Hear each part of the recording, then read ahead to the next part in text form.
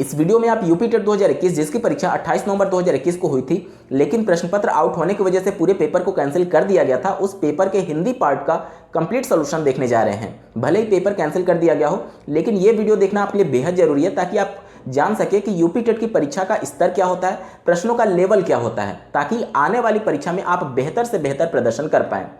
तो अंत तक जरूर जुड़े रहेगा इस वीडियो के साथ। इसके अलावा अगर आप विगत वर्षों में पूछे गए यूपी टेट के पेपर का कंप्लीट सॉल्यूशन देखना चाहते हैं तो इस वीडियो के समाप्त होने के बाद से आप इस वीडियो का डिस्क्रिप्शन जरूर चेक करिएगा। चलिए दोस्तों, इस वीडियो को प्रारंभ करते हैं। दोस्तों, मेरा मकसद आपको प्रश्नों के सिर्फ उत्तर बताना नहीं है, क्योंकि वो आप किसी बुक से या फिर कहीं और से देख सकते हैं। अगर आपने इस वीडियो को ओपन किया है तो आप इस वीडियो के माध्यम से कुछ सीख करके जाए, ये मेरा प्रमुख उद्देश्य है। इस वजह से आप धैर्य बना करके वीडियो को अंत तक जरूर देखिएगा।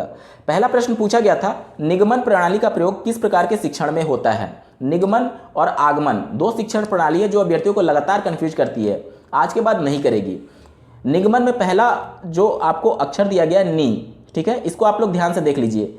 नी से आपको याद रखना है नियम, ठीक है। जब भी आपको कहीं निगमन दिखेगा तो आपको याद आ जाएगा नी से नियम, यानी कि जो शिक्षण विधि नियम से उदाहरण की तरफ चलती है उसको निगमन प्रणाली कहा जाता है। निगमन और आगमन प्रणाली एक दूसरे के विपरीत होती हैं। जब निगमन प्रणाली नियम से उदाहरण की तरफ हो गया तो जाहिर सी बात है आगमन प्रणाली उदाहरण से नियम की तरफ होगा। प्रश्न में आपसे निगमन प्रणाली की चर्चा की गई थी कि किसमें इसका प्रयोग किया जाता है। इसका सही उत्तर हो जाएगा ऑप्शन नंबर 3, व्याकरण शिक्षण प्रणाली में। अब ये कैसे होगा इसको समझिए।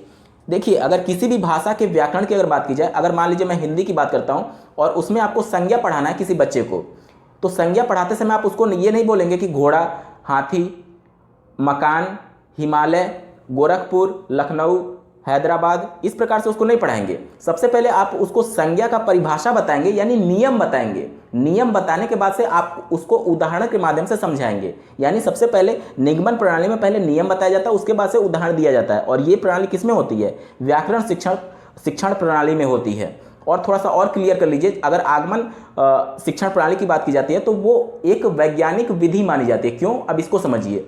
मान लीजिए न्यूटन ने जब ग्रेविटी के नियम की खोज की थी, गुरुत्वाकर्षण के नियम की, तो उसने सेब को पहले नीचे गिरते हुए देखा होगा, सेब को देखा होगा, उसके बाद से कुछ और चीज़ों को उसने गिरा करके देखा होगा। यानी पहले उसके पास उदाहरण आया और कई उदाहरणों पर विचार करने के बाद से उसने नियम को दिया, जो कि गुरुत्वाकर्षण के नियम के नाम से जाना जाता है। तो पहले उदाहरण से नियम बनाना वो आगमन विधि है, और नियम से उदाहरण तक बच्चों को बताना वो निगमन विधि होती है। तो व्याकरण शिक्षण प्रणाली में पहले नियम बताया जाता है, उसके बाद उदाहरण बताया जाता है। इस वजह से इसमें निगमन प्रणाली का यूज किया जाता है। अगला प्रश्न पूछा गया था, आपका तत्सम क्या है? तत्सम और तद्भव एक ऐसा टॉपिक है जिसको अभ्यर्थी लेकर के बहुत ज़्यादा परेशान रहते हैं और इसको रटने की कोशिश करते हैं, बार बार उसको पढ़ते हैं। आज के बाद आपको रटने की भी आवश्यकता नहीं है और बार बार पढ़ने की अभी आवश्यकता नहीं है। कुछ ऐसे ट्रिक मैं बताऊंगा जिसके बाद से आप शब्दों को देख करके बता सकते हैं कि ये तत्सम है या फिर तद्भव है। देखिए, तत्सम का मतलब होता है कि संस्कृत से लिया गया शब्द, और तद्भव मतलब कि उसका बिगड़ा हुआ रूप, ठीक है। यानी कि जो शब्द संस्कृत का होगा उसे तत्सम बोला जाता है। और तत्सम वही शब्द होते हैं, अधिकांश, मैं 100% नहीं बोल रहा हूँ, अधिकांश, जिसमें आधा वर्ण का यूज किया गया हो। जैसे अगर मैं यहाँ पर बोलूँ, देखिए आधा त का यूज किया गया है, यहाँ पर भी देखिए आधा त का यूज किया गया है। तो ऐसे शब्द जिसमें आधा वर्ण, ना सिर्फ त बल्कि कोई भी वर्ण आधा अगर यूज किया गया है तो उसमें 100% चांसेस होते हैं कि वह तत्सम शब्द ही होगा। इसके अलावा किसी भी शब्द में अगर नीचे वाला र लगा हो, जैसे ये वाला र हम लोग, जैसे अगर मैं एक शब्द आपको बोलूं आम्र, आम्र का मतलब आम होता है, आप लोग जानते हैं, और ये आम्र जो है वो आम का तत्सम रूप होता है, ठीक है। तो देखिए जहां पर भी ये नीचे वाला र लगा होता है, या इसके अलावा इसके ऊपर, जैसे मान लीजिए किसी शब्द के ऊपर रेफ वाला र इस प्रकार से लगा होता है, तो ये वाला र या फिर आधा त वर्ण कहीं पर भी आपको दिख जाए तो वो आप आंख बंद करके उसको तत्सम मार दीजिए, आपका 100% सही हो जाएगा। यहां तक क्लियर? इसके अलावा कुछ और नियम होते हैं जिसको एक डेडिकेटेड वीडियो में मैंने बता रखा है, जिसका लिंक आपको इस वीडियो के डिस्क्रिप्शन में मिलेगा। उस वीडियो को आप जरूर देखिए, किसी भी प्रतियोगी परीक्षा में आपसे कोई भी गलती नहीं होगा, ठीक है। तो यहाँ पर देखिए इसी ट्रिक का प्रयोग करते हुए आपसे पूछा गया था कि आपका तत्सम क्या है। आपको नहीं पता कि आपका तत्सम क्या होता है, लेकिन फिर भी आप इसको सही बताएंगे। आप इसको ध्यान से देखिए। दूसरे और तीसरे ऑप्शन की अगर बात की जाए तो इसमें ना तो कोई आधा वर्ण है और ना ही इसमें र कोई लगा हुआ है, तो ये देखते ही आपको गलत कर देना है, ठीक है। इसके अलावा अब बचते हैं पहला और चौथा ऑप्शन। अब देखिए, अगर आप हिंदी का पेपर देना तो थोड़ा बहुत आपने जरूर पढ़ा होगा। आत्मजा जो होती है इसका मतलब होता है बेटी। आत्मजा का मतलब क्या होता है? बेटी होता है, ठीक है। तो ये ऑप्शन तो आपका वैसे ही गलत हो गया। अब एक ही ऑप्शन आपका बच गया, ऑप्शन नंबर 1 आत्मा। आत्मा का मतलब होता है आप, यानी आपका तत्सम क्या हो जाएगा? आत्मा हो जाएगा। 32 का ऑप्शन नंबर 1 सही उत्तर है। अगला प्रश्न फिर से तत्सम से पूछा गया है, बौना का तत्सम क्या है? जैसा कि पहले मैंने बोला कि अधिकांश केसेस में वो नियम लागू होता है, 100% लागू नहीं होगा, ठीक है। यहाँ पर देखिए, बौना का जो तत्सम होता है वो वामन होता है। ऑप्शन नंबर 1 वामन इसका सही उत्तर हो जाएगा। अगला प्रश्न पूछा गया था, धूमकेतु का पर्यायवाची क्या है? धूमकेतु को जलने के सेंस में लिया जाता है और इस वजह से इसका पर्यायवाची अग्नि भी होता है। 34 का ऑप्शन नंबर 3 अग्नि इसका सही उत्तर हो जाएगा। प्रश्न संख्या 35 एक गद्यांश पर आधारित था, जो कि आपको स्क्रीन पर दिख रहा होगा। क्योंकि इस गद्यांश पर एक ही प्रश्न पूछा गया था, इस वजह से 1 नंबर के लिए आप इस पूरा गद्यांश को पढ़ करके अपना समय व्यतीत ना करें।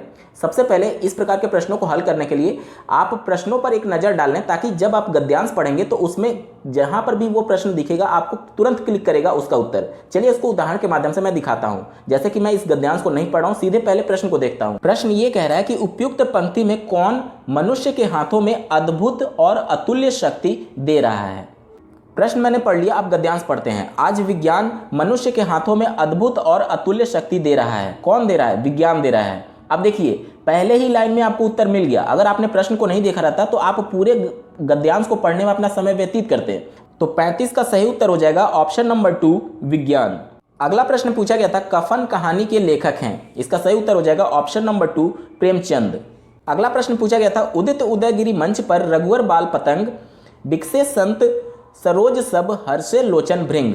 उपयुक्त पंक्ति में कौन सा अलंकार है? अगर इस दिए गए लाइन की मैं व्याख्या करूं तो इसका मतलब होता है कि तुलसीदास जी कहते हैं कि उदयांचल पर्वत के समान बने हुए विशाल मंच पर श्री रामचंद्र जी के रूप में बाल सूर्य के उदित होते ही सभी संत रूपी कमल खिल उठ रहे हैं।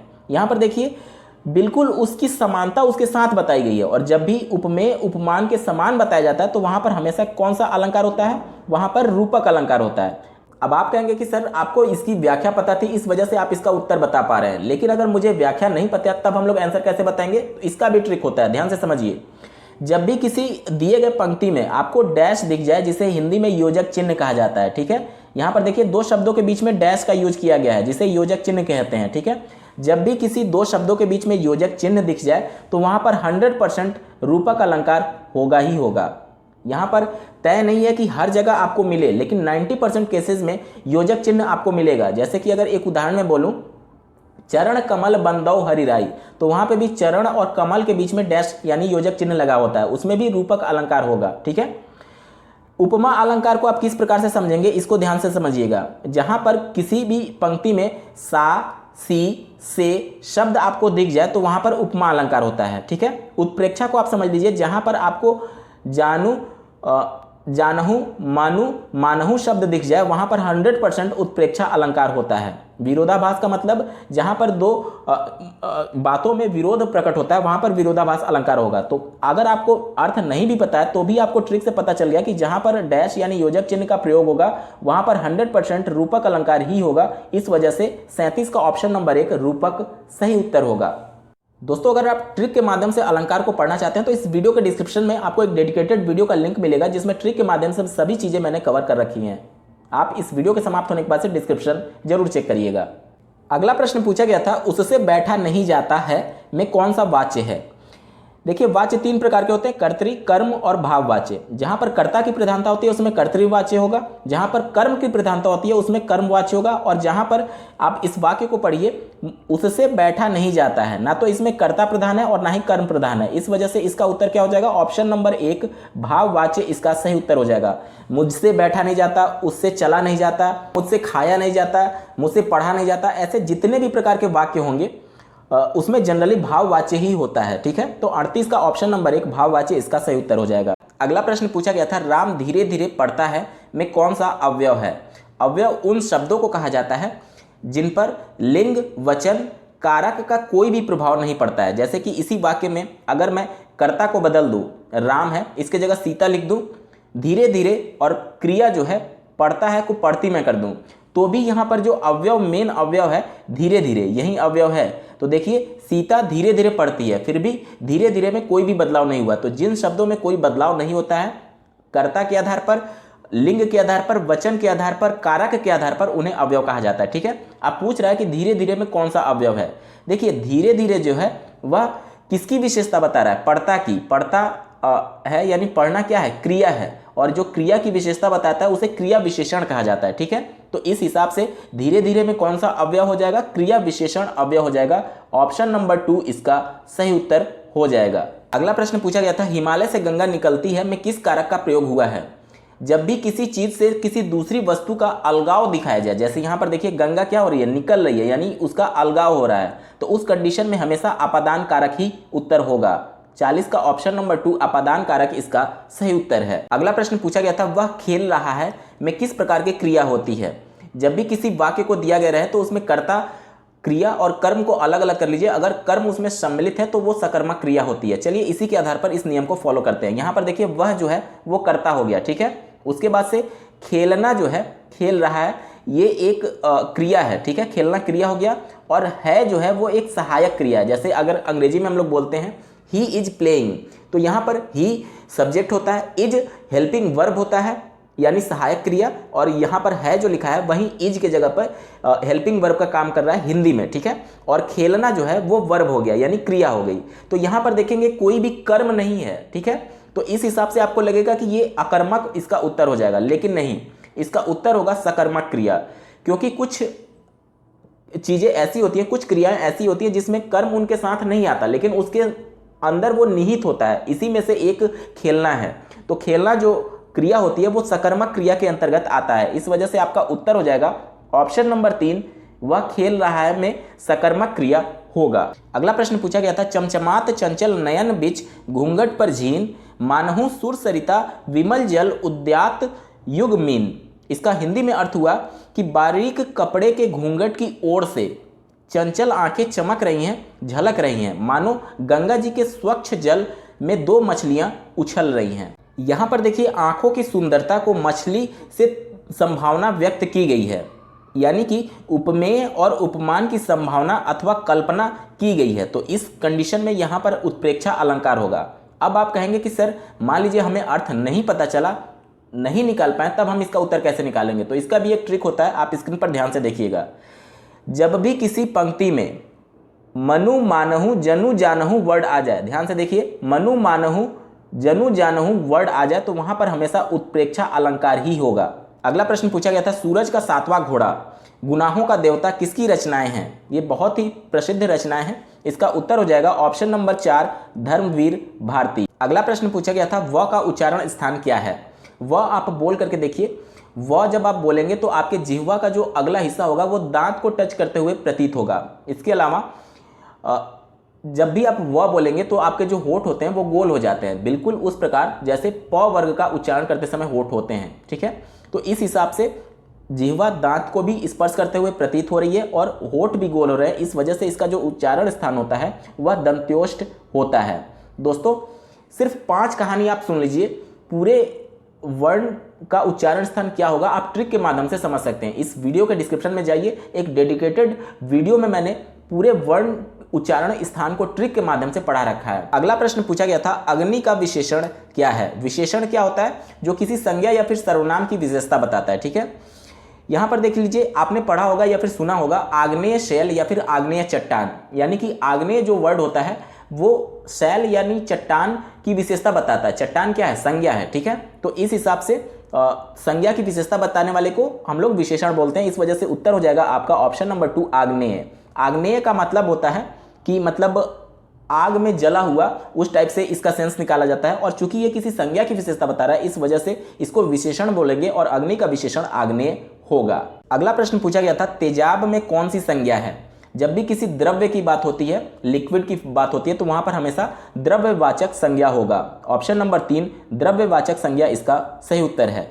अगला प्रश्न पूछा गया था, नाव जल में तैरती है में कौन सा कारक है। आपने पढ़ा होगा कि जब भी में या फिर पर आता है तो वहां पर अधिकरण कारक होता है। 47 का ऑप्शन नंबर 4 सही उत्तर है। अगला प्रश्न पूछा गया था महेंद्र का संधि विच्छेद क्या होगा। इसका सही उत्तर हो जाएगा ऑप्शन नंबर 2 महाधन इंद्र। देखिए महा का अंतिम वर्ण जो आएगा वो आ आएगा, ठीक है, और इंद्र का पहला जो वर्ण आएगा वो छोटी ई आएगा, तो आ प्लस ई मिलकर के ए बनाते हैं, ठीक है, यानी कि एक मात्रा। अब देखिए ये बनेगा कैसे, तो महा में से आ जब निकलेगा तो बचेगा आपका मह, ठीक है, मह बच गया और प्लस आ और ई मिलकर के ए में कन्वर्ट हो चुके हैं, तो ये बन गया ए, और उसके बाद से अंतिम में क्या बचा, आधा न और द्र, ठीक है।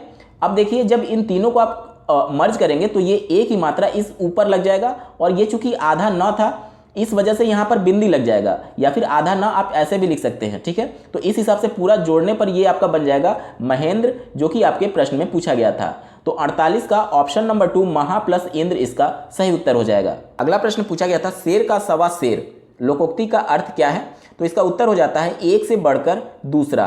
अगला प्रश्न पूछा गया था खाने की इच्छा के लिए एक शब्द बताइए, तो खाने की इच्छा को बुभुक्षा के नाम से जाना जाता है, ऑप्शन नंबर 2 सही उत्तर है। अगला प्रश्न पूछा गया था किंडरगार्टन शिक्षण पद्धति के जन्मदाता शिक्षा शास्त्री कौन है, तो इसका उत्तर हो जाएगा ऑप्शन नंबर 4 फ्रोबेल। अगला प्रश्न पूछा गया था प्रवर का विलोम शब्द है, प्रवर का एक अर्थ होता है श्रेष्ठ के संदर्भ में, और इसका विलोम क्या हो जाएगा निम्न के संदर्भ में, और अवर का एक पर्यायवाची निम्न भी होता है। तो यहाँ पर आप देख लीजिए प्रवर का विलोम क्या हो जाएगा, प्रवर मतलब श्रेष्ठ और अवर मीन्स निम्न होता है, तो इस हिसाब से आपका उत्तर हो जाएगा ऑप्शन नंबर 2 अवर। अगला प्रश्न पूछा गया था उपचारात्मक शिक्षण में किस अध्यापन प्रक्रिया का प्रयोग अधिक किया जाता है। उपचारात्मक और निदानात्मक दो शिक्षण प्रक्रिया जिसमें अभ्यर्थी कंफ्यूज रहते हैं। देखिए निदानात्मक का मतलब ये होता है कि किसी की समस्या का पता लगाना, ठीक है, और उपचारात्मक का मतलब ये होता है कि पता लगाई गई समस्या को दूर करने के लिए प्रयास करना, ठीक है। तो उपचारात्मक शिक्षण हमेशा व्यक्तिगत होता है, क्यों, अब इसको समझिए। मान लीजिए किसी कक्षा में किसी अभ्यर्थी को किसी पर्टिकुलर प्रॉब्लम है, किसी संप्रत्यय में पर्टिकुलर प्रॉब्लम है, तो आप पूरी कक्षा को नहीं पढ़ाएंगे, क्योंकि प्रॉब्लम उस बच्चे को था, इस वजह से आप व्यक्तिगत तौर पर उस बच्चे को पढ़ाएंगे। इस वजह से जो उपचारात्मक शिक्षण होता है वह व्यक्तिगत होता है, बाकी और जो ऑप्शन दिए गए हैं वो आपका गलत है। 53 का ऑप्शन नंबर 2 व्यक्तिगत इसका सही उत्तर हो जाएगा। अगला प्रश्न पूछा गया था सुखी पिया को जो मैं ना देखूं तो कैसे काटूं अंधेरी रतिया, किस कवि की काव्य पंक्तियां हैं, तो इसका सही उत्तर हो जाएगा ऑप्शन नंबर 2 अमीर खुसरो। अगला प्रश्न पूछा गया था जूठन आत्मकथा के लेखक हैं, ऑप्शन नंबर 1 ओम प्रकाश वाल्मीकि इसका सही उत्तर हो जाएगा। अगला प्रश्न था सब्ज बाग दिखाना मुहावरे का अर्थ है, ऑप्शन नंबर 4 अच्छी बातें कहकर बहकाना इसका सही उत्तर है।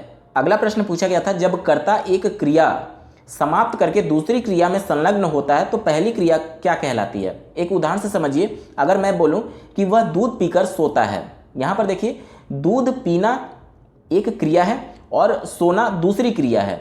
जब पहली क्रिया यानी पीना समाप्त हो जा रहा है तब दूसरी क्रिया प्रारंभ हो रही है, यानी कि वह पीने के बाद से सोने में संलग्न हो रहा है। यही प्रश्न में आपसे पूछा जा रहा है, जब एक क्रिया समाप्त करके दूसरी क्रिया में संलग्न हुआ जाता है तो पहली क्रिया को क्या कहा जाता है, तो उसे पूर्वकालिक क्रिया कहा जाता है, ठीक है। तो 57 का ऑप्शन नंबर 1 पूर्वकालिक क्रिया इसका सही उत्तर है। अगला प्रश्न पूछा गया था फूले कास सकल मही हाई जनु बरसा ऋतु प्रकट बुढ़ाई, इसमें आपसे अलंकार पूछा जा रहा है। देखिए एक ही प्रश्न में 30 प्रश्न में 3 अलंकार के प्रश्न आ गए, यानी कि 10% सिर्फ अलंकार से ही पूछा गया। कितना इंपॉर्टेंट टॉपिक है, आप वीडियो के डिस्क्रिप्शन में इस वीडियो के समाप्त होने के तुरंत बाद जाइएगा, अलंकार की ट्रिक पढ़िएगा, इसके बाद से आपको कभी भी अलंकार को देखने की जरूरत नहीं पड़ेगी। चलिए इस टॉपिक पर आते हैं। अभी हमने पहले वाले प्रश्न में पढ़ा कि जहां पर जनु जानहु मनु मानहु आ जाए वहां पर आपको अर्थ निकालने की आवश्यकता ही नहीं है, आंख बंद करके आप उत्प्रेक्षा पर टिक लगा दीजिएगा, आपका उत्तर 100% सही होगा। तो इसका उत्तर क्या हो जाएगा, ऑप्शन नंबर 3 उत्प्रेक्षा सही उत्तर है।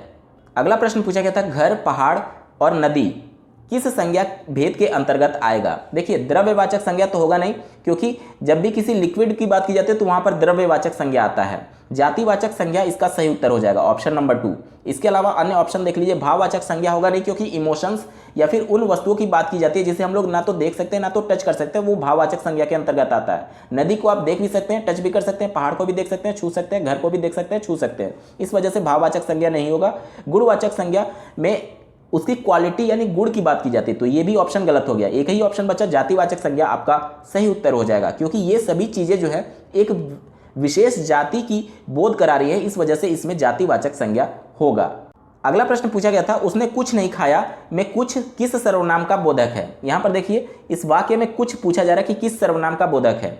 देखिए कुछ अगर बोला जाता है तो इससे ये प्रतीत होता है कि ये निश्चित नहीं है कि वो क्या नहीं खाया। अगर मैं ये बोलूं कि उसने आम नहीं खाया तो वहां पर निश्चित था कि आम वो उसके द्वारा नहीं खाया गया है, लेकिन कुछ नहीं खाया तो ये निश्चित ही नहीं है कि किसकी बात की जा रही है। इस वजह से यहां पर क्या उत्तर हो जाएगा, आपका उत्तर हो जाएगा अनिश्चयवाचक सर्वनाम इसका सही उत्तर हो जाएगा, क्योंकि कंफर्म नहीं है।